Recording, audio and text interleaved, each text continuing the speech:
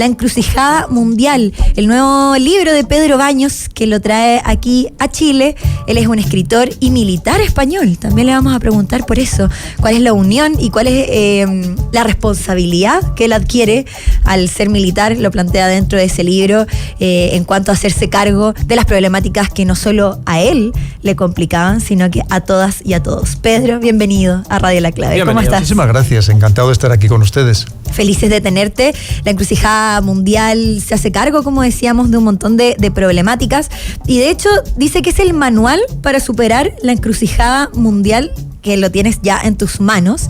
Es una gran responsabilidad, porque si hablamos de un manual, al menos yo me imagino que es algo a lo que podemos recurrir en un tiempo más, después de leerlo y decir, esto lo hablamos en el 2023, por ahí Pedro Baños se hacía cargo al respecto.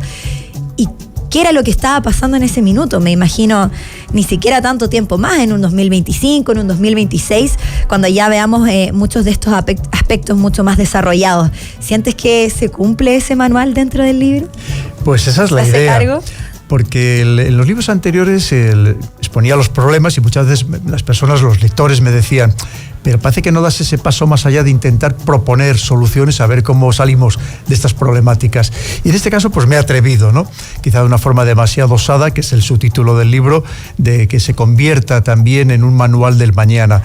Mientras voy hablando de estas encrucijadas, de estas problemáticas que nos acucian a todos, que nos preocupan a todos, pues ya hablo de algunas pequeñas soluciones, pero luego intento dar lo que serían las macro soluciones, y empezando por la que a mí me parece la clave de todo, que es la educación. Una educación pública de calidad, universal, por supuestísimo, porque eso al final es preparar a la ciudadanía y al país para un futuro mejor.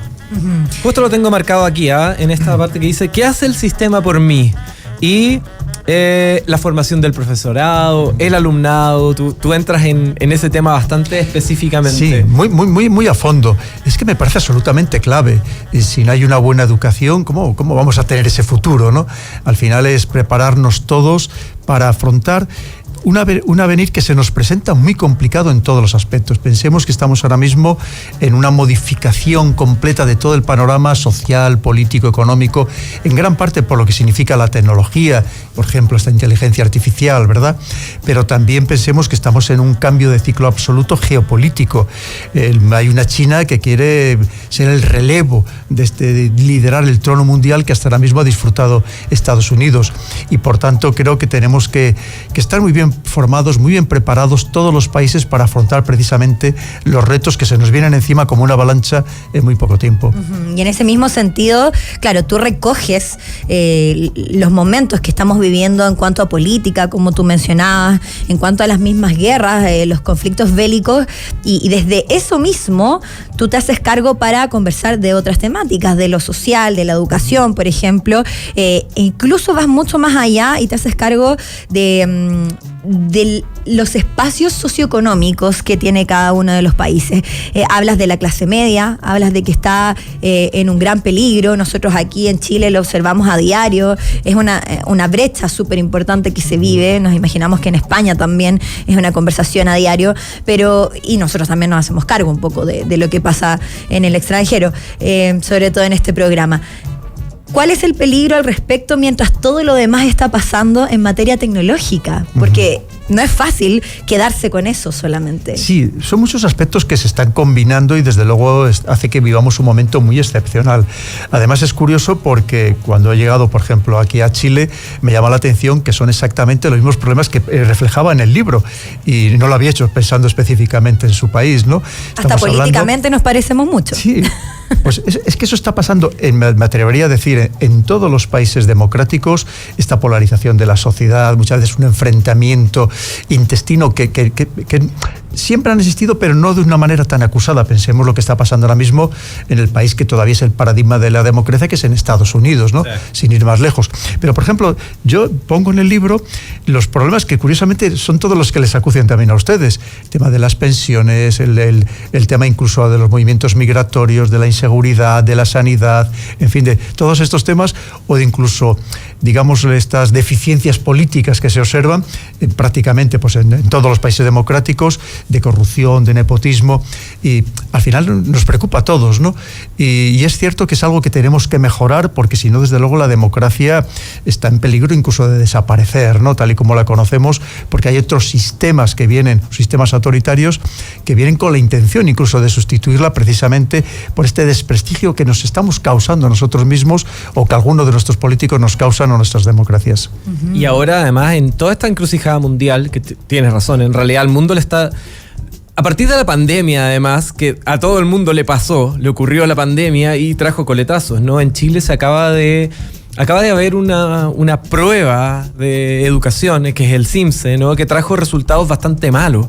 Y que yo creo que también reflejó esto de haber estado... Nosotros estuvimos en este país mucho tiempo con los alumnos sin ir al colegio por este tema pandémico, y no todo el mundo estaba preparado para la teleeducación, ¿no? Se hizo, y obviamente los colegios que tienen más recursos y las personas que tienen más recursos de alguna u otra manera surfearon mejor esa ola, pero hubo mucha gente que quedó sin educación. Entonces ahora sale esta prueba de medición nacional y los resultados, claro, están muy por debajo, ¿no?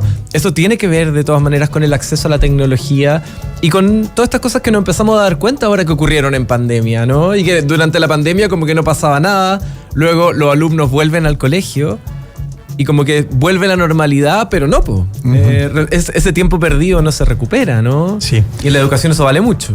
Y luego también quizá ha habido un exceso o un abuso de las pantallas, que podríamos decir, ¿no?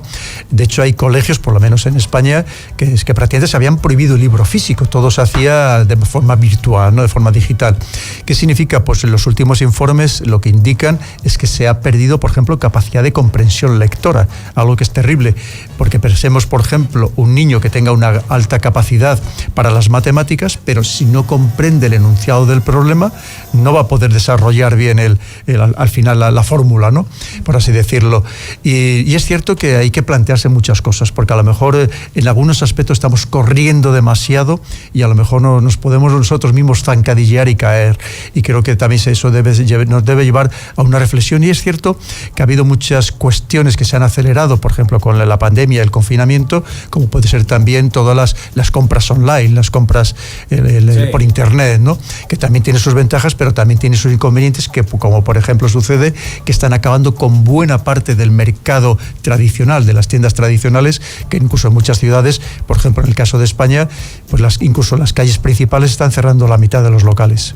Mucho. Sí. Le estamos comprando a los chinos, de hecho. Claro, y de hecho también uno lo ve en el supermercado constantemente, en los diferentes lugares a los que acudes, que ya hay un montón de trabajos, muchos puestos de trabajo que ya no existen, y que eso también se va a hacer cargo de la inteligencia artificial, ya se está haciendo cargo, tú lo mencionas en el libro también, se está haciendo cargo de todas estas labores universitarias, ChatGPT muchas veces, y que hemos visto como cuántos lugares también ya han cancelado todo eso, pero también dejamos de lado, y por supuesto tú has analizado eso, dejamos de lado las relaciones interpersonales. Aquí en Chile hace muy poquito, esta semana, se hizo viral un video de una profesora, una estudiante profesora, que decía que estaba llorando en el aula, que estaba llorando en la sala de clases porque los alumnos no le prestaban atención. Los alumnos no ponían empeño en simplemente escuchar lo que ella decía. Y dijo, yo me rindo, la verdad es que no puedo contra ellos, y hay una brecha generacional también ahí en donde nosotros mismos sí teníamos respeto por las autoridades, por la familia, por un otro simplemente, y eso también tiene que hacerse cargo como ha ido avanzando tan rápidamente la tecnología, ¿cierto? Sí, todo influye. Es verdad que se mezclan muchas cosas, y es cierto que es algo muy preocupante que hay profesores que claramente han tirado la toalla. Es decir, o padres, educadores en general. Porque muchos tienen que pelear no solamente con los niños, con sus faltas de respeto, con sus faltas de atención clarísimamente, sino también muchas veces tienen que pelear también con los padres, que a veces que son incluso peores que los alumnos, ¿no?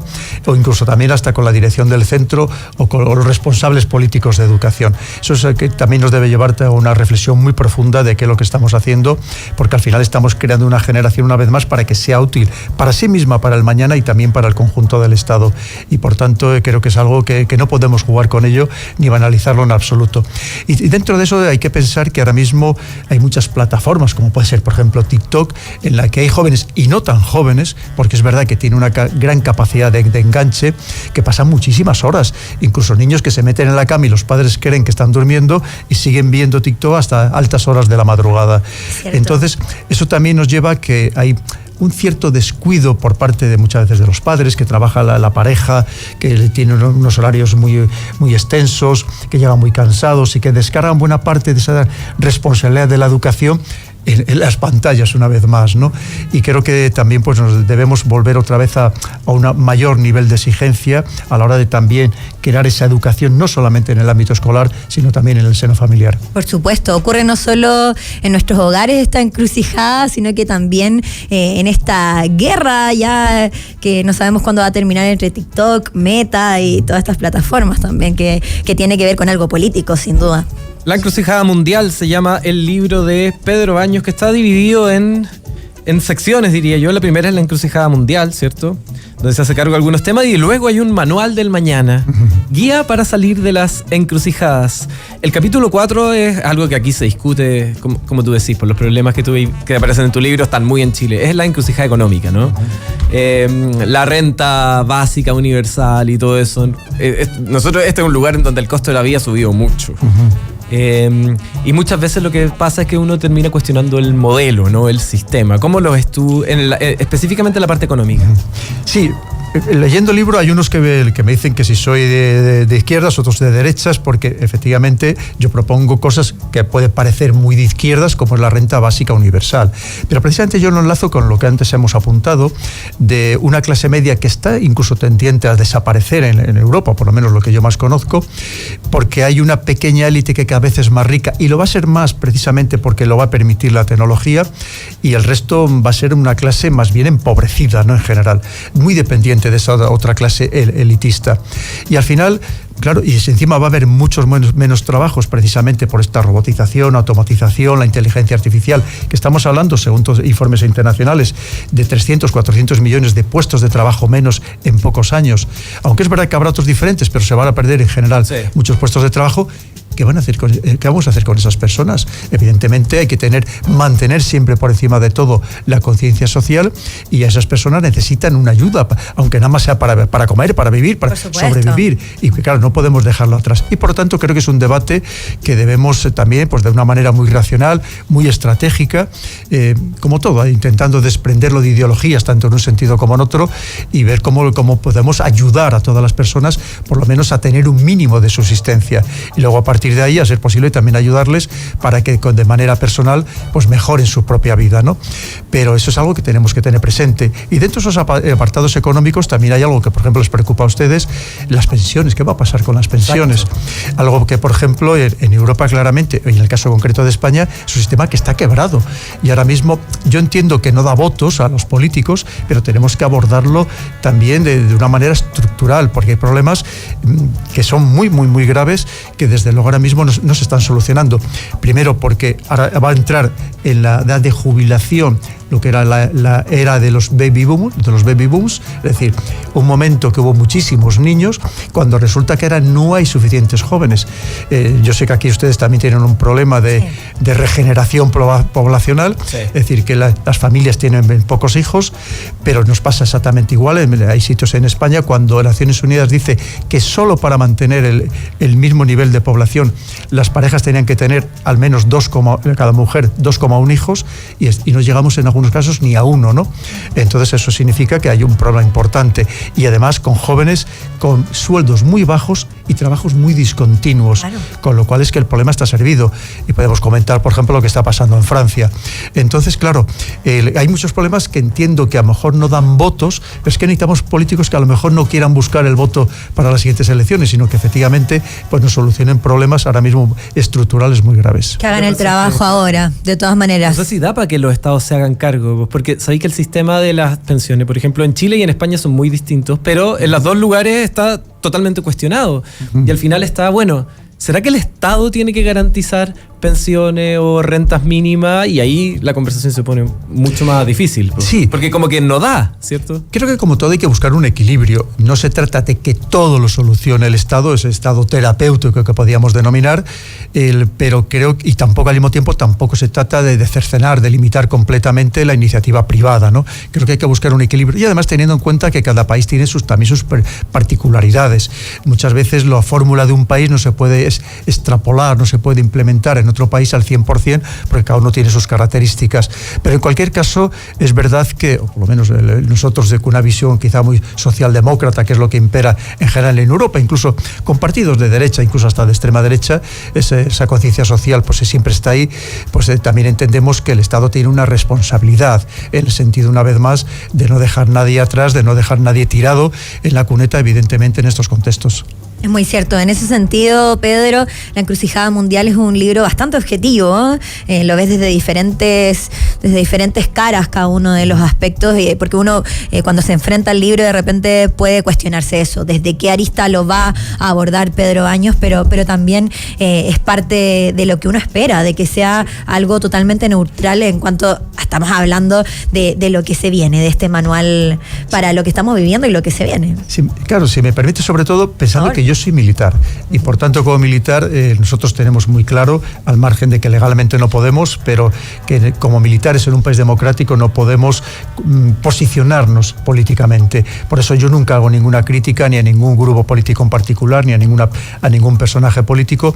Lo que pretendo modestamente es precisamente mejorar el conjunto de la sociedad. O sea, más que hablar de política, a mí me gusta hablar de sociedad, y además efectivamente que abarque, y lo cierto es que presumo de ello, tengo seguidores absolutamente de todo el espectro ideológico, social, de toda naturaleza, porque yo lo que abogo siempre permanentemente es precisamente además que nos unamos mucho más, que no permitamos este fraccionamiento, esta polarización política en la que algunos políticos disfrutan de ella, pero porque precisamente lo que necesitamos es ver cómo podemos seguir teniendo lubricantes mayores que permitan una mayor convivencia social, que creo que esa es la clave de todo. Por supuesto, eso se persigue en el libro. De todas maneras, Pedro, ¿es necesario haber leído Así se domina el mundo, el dominio mental o el dominio mundial? Así se domina el mundo, que fue mi primer libro, ha sido un bestseller mundial, con lo cual creo que es muy interesante para comprender un poco esos juegos de poder que existen, y en estos momentos en concreto esas claves geopolíticas que al final son los que nos marcan la vida, porque eso es algo también muy importante, y yo se lo recomendaría a los políticos sobre todo, porque hoy en día no se puede hacer buena política nacional mirándose el ombligo. Hay que abrir mucho el foco y precisamente entender qué es lo que está pasando en el planeta y hacer una previsión de lo que puede suceder, que no es sencillo, pero hay que intentarlo, y por lo tanto, por lo menos ese primer libro, que seguro que les llevará a los demás, sería interesantísimo. Y si hablamos del dominio mental, es también pues todas las artimañas que hoy en día se emplean precisamente para dominar nuestro punto más débil, que es la mente. Y hoy en día es increíble la habilidad que hay precisamente para podernos manipular y convencer de prácticamente cualquier cosa. De todas maneras. ¿Cuál es tu visión? Bueno, La Encrucijada Mundial tiene una portada, una tapa bastante explícita, ¿no? Es una de estas trampas para animales, y el planeta es como un globo, ¿no? Que se ve tan frágil y a punto de ser devorado por esta trampa. Muchas de las cosas que uno piensa a propósito del futuro del mundo, ¿no? Porque ¿qué hacemos los ciudadanos? Tenemos nuestros trabajos, estamos en el día a día, nos preocupamos de nuestras familias, ¿no? Siempre estamos como en lo que gira en torno a nosotros, pero la tecnología y la inteligencia artificial y todos estos temas avanzan en paralelo, a veces no nos damos ni siquiera cuenta, y nos vamos a encontrar con que son cosas que efectivamente van a cambiar el mundo. ¿A ti te parece que la tecnología es una amenaza del tamaño del que algunas personas están hablando? ¿O crees que vamos a lograr de todas maneras convivir con eso? Creo que no podemos caer en lo que se llama el ludismo, es decir, ese temor a la tecnología que siempre ha existido también a lo largo de la historia cuando aparecían inventos nuevos, ¿no? Por así decirlo, pensemos incluso lo que significó el ferrocarril en algunos casos, que lo consideraban como un poco menos que un invento del demonio, ¿no? Sí. ¿Para qué decir el Internet en sí? Efectivamente. Es más, el Internet cuando empezó, estamos hablando de principios de los años 90, se consideraba algo inútil. Yo la primera vez que lo probé, allá como el año 93, me pareció, vamos, que aquello iba a fracasar totalmente. ¿Para qué sirve esto? Debía haber 200 o 300 páginas web, ¿no? En aquel momento. Esto pasa igual. La inteligencia artificial apenas estamos comenzando a conocerla y apenas está empezando a llegar a nuestras vidas. Nos queda muchísimo desarrollo. Y es muy curioso lo que decía, que ahora mismo hay incluso algunos de los personajes que fueron los que han iniciado, los originadores de esta inteligencia artificial, que ahora como que están alertando de que a lo mejor nos estamos pasando con ella. Pidieron 6 meses ahí de pausa para y ya llevamos de esos 6 meses, 3, 4, ya nada. No le hicieron caso. Pero sobre todo creo que el temor que tienen ellos, porque esto es lo que nos han dicho, nos han hablado de estas circunstancias, han sido occidentales. El temor que tienen es que haya otro país, que es China, que está avanzando todavía mucho más rápido que ellos, porque esto va a ser imparable. Hay que pensar que hay sectores en los que va también a generar grandísimas ventajas. Pensemos en la sanidad, en el mundo de la medicina, ¿no? Lo que va a significar una revolución también total y absoluta. Y como todo, lo que sí tenemos que ser muy conscientes los ciudadanos, una vez más, que esto no quede solamente en manos de unos pocos y que fortalezca su poder. Que sean ellos los que tengan esa capacidad, incluso porque sabemos que también esto les puede incluso perfeccionar física e intelectualmente a estas élites y dejarnos un poco descolgados al resto, que incluso podemos llegar a ser hasta prescindibles, porque ya no vamos a ser imprescindibles, porque no vamos a ser los generadores, las personas de riqueza, ni siquiera vamos a ser un motor de energía, ¿no? Entonces hay que pensar que eso también es importante para no quedarnos los demás marginados. Entonces son muchas cosas que hay que estar pendiente de ellas, pero como digo, esto es un proceso absolutamente imparable, gran modificador de buena parte del espectro laboral, comenzando por el periodismo, también hay que tenerlo en cuenta, pero incluso hay otras muchas carreras, por ejemplo, aquellos donde se hacen cálculos matemáticos rutinarios, como puede ser la arquitectura, la ingeniería, pero incluso la abogacía. Ya ha habido casos en Estados Unidos que se ha autorizado que el abogado defensor sea una inteligencia artificial. Claro, porque al final esa inteligencia artificial lo que tiene es un volumen de datos absolutamente gigantesco. Sí. Lo que se trata ahora es de refinar el proceso de respuesta, es decir, que cuando tú le hagas una pregunta, con toda esa base de información que tiene, efectivamente la respuesta sea lo más perfecta posible. Pero se está en ese proceso y, una vez más, a un ritmo absolutamente exponencial, una cosa increíble. Lo que hoy nos sorprende, al día siguiente es prehistoria, porque hay otra cosa que nos sorprende muchísimo más, ¿no? Y estamos avanzando a pasos agigantados. Ya ni siquiera Black Mirror y estas series de Netflix pueden hacerse cargo de eso, al contrario, tuvieron que retroceder porque la vida real va mucho más rápido que lo que nosotros imaginábamos del futuro. Pedro, vas a estar hoy día presentando este libro, vas a hacer una firma también de la Encrucijada Mundial. Cuéntanos los detalles al respecto. Sí, a las 7 de la tarde en Club 50.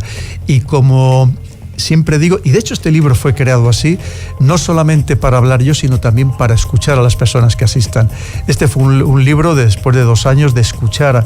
Yo tengo la suerte de estar literalmente cada día en un sitio y hay veces que cuando vas a las conferencias y te dicen no dejes preguntar, que luego salen estos pesados que dan ellos otra conferencia en paralelo, y yo siempre digo lo contrario, quiero que la gente me pregunte, la gente me comente sus inquietudes, porque al final te dabas cuenta de que había muchas inquietudes que eran las mismas para todas las personas, con independencia incluso de su situación económica o política.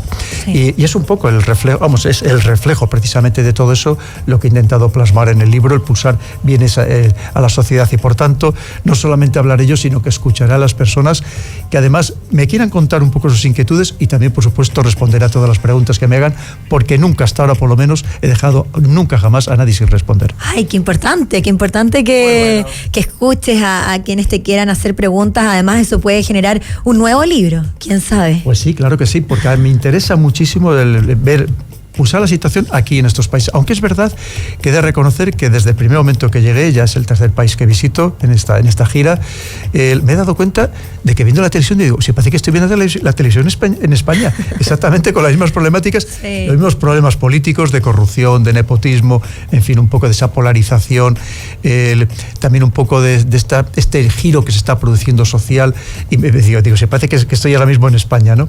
Entonces, pero también es verdad que me interesa mucho lo que está sucediendo aquí, entre otras cosas porque también abogo por un mayor hermanamiento de este mundo hispano, que creo que nos hace mucha falta, sobre todo porque en este cambio de paradigma geopolítico, si no estamos unidos, que sepamos que simplemente vamos a estar depredados por los grandes imperios. Y ya no va a ser solamente Estados Unidos, hablamos de China, hablamos de India, hablamos de Rusia, y así que creo que debemos estar todos mucho más unidos para precisamente podernos defender ante este nuevo mundo que se nos avecina. Muy relevante, estar unidos. todos, en todo ámbito.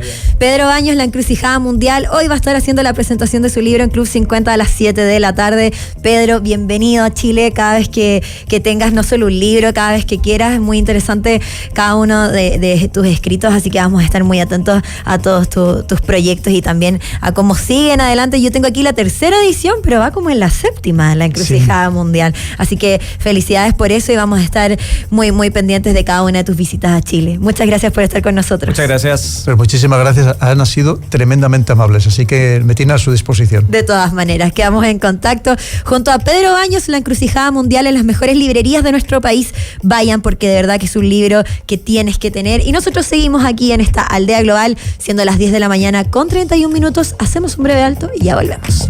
Quédate con nosotros. En minutos vuelve Francisca Huerta y Rodrigo Hurtado en Aldea Global 92.9. La clave me escucha.